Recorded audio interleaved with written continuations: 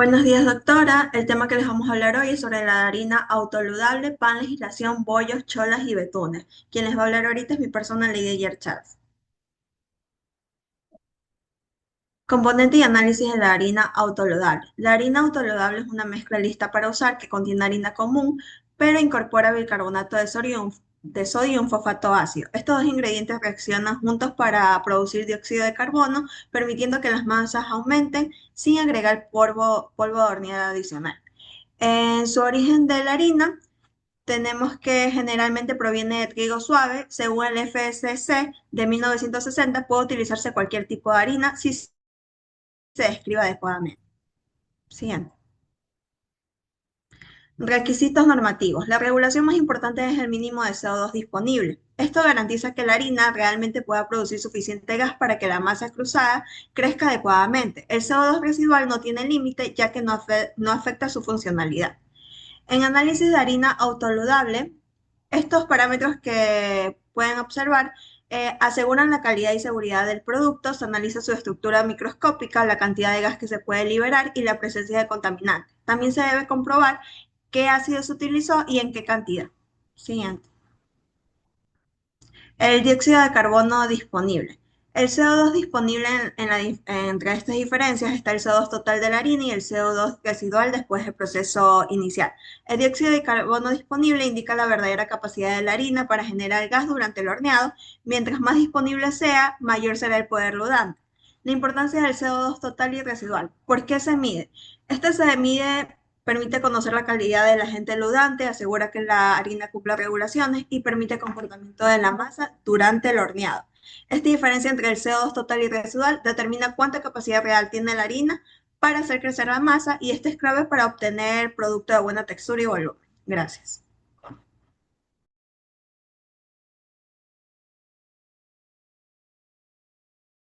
Buen día, mi nombre es Sebastián Navia. A continuación daré la parte de determinación de dióxido de carbono en harinas autoleudantes. Se utiliza el método para bicarbonato de sodio, en este de aquí excluyendo el sulfato de calcio. El método general para determinar el dióxido de carbono total se mide por un gas proveniente tanto del bicarbonato de sodio como del sulfato de calcio, si es que este está presente, obviamente, dando un valor inexacto del bicarbonato. El procedimiento: se colocan 17 gramos de harina en el aparato de Chittick, como tenemos a nuestra derecha, y se añaden 45 mililitros de solución de ASAP. Se agitan, de ASP, perdón. Se agitan 2 minutos y se deja reposar durante 5 minutos. Se mide el volumen de gas producido, corrigiendo por presión y temperatura. Siguiente. También tenemos otras determinaciones y análisis de ingredientes, como el dióxido total y lo que viene a ser la detección de minerales añadidos. En la determinación de dióxido de carbono total se realiza en el mismo aparato, en el de Chittick, utilizando 17 gramos de harina y 45 mililitros de ácido sulfúrico diluido 1 en 5.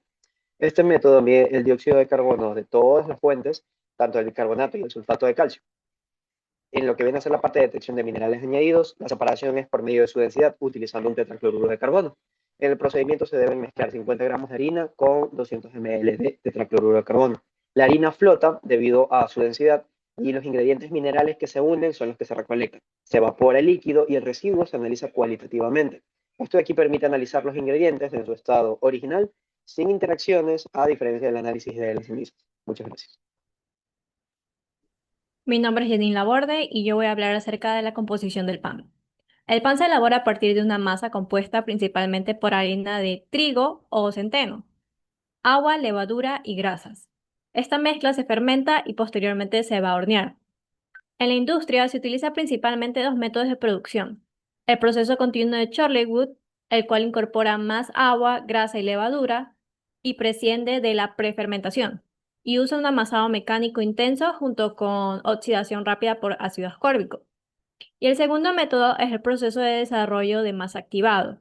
Surge con el uso de L-cisteína y permite obtener resultados similares sin emplear mezcladores de alta velocidad. Durante el envejecimiento del pan se producen cambios en su acidez y su composición puede variar según el tipo de pan. En la panificación moderna se emplean mejoradores que incluyen emulsificantes, como el monoesterato de glicerilo, los ésteres DATEM y los estearil lactilatos, los cuales mejoran el volumen, la suavidad y retrasan el envejecimiento del pan.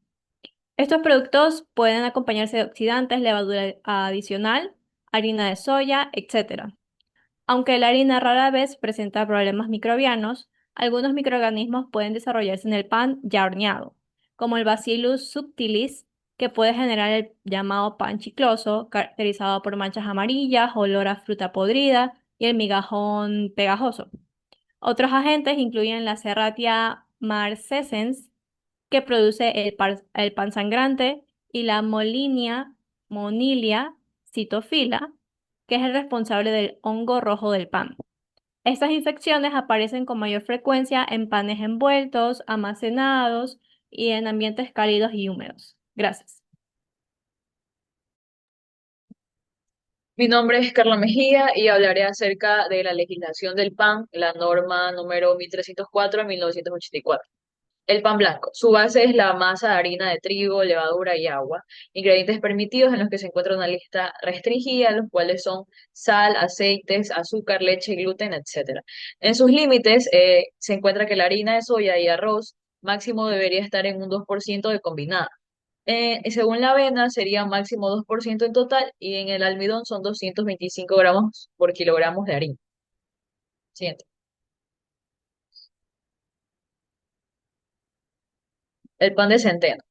Según la legislación, el requisito es un mínimo de 0,6% de fibra en base seca.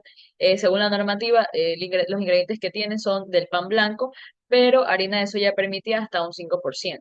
En el pan integral, su base es solo harina integral sin otros cereales, según la normativa, y los mismos ingredientes del pan blanco, pero el nombre debe declarar si contiene leche, huevo, germen, harina de arroz o avena. Siguiente. Bollos, cholas y betunes, en el código LAJAC número 7 al 1971. Los bollos, requisito uno, mínimo 5% de huevo líquido entero o grasa añadida o una combinación de ambos. En el requisito número 2 encontramos un mínimo de 10% de la suma de huevo más grasa junto con el azúcar. Los valores se expresan en base al peso de la harina. En las cholas se consideran equivalentes a los bollos y cumplen el mismo grado de enriquecimiento. En los betunes es un preparado para relleno o decoración a base de mantequilla y azúcar. Requisito mínimo de 22,5% de grasa de mantequilla. En las restricciones se encuentra que no debe contener otros tipos de grasas. Muchas gracias.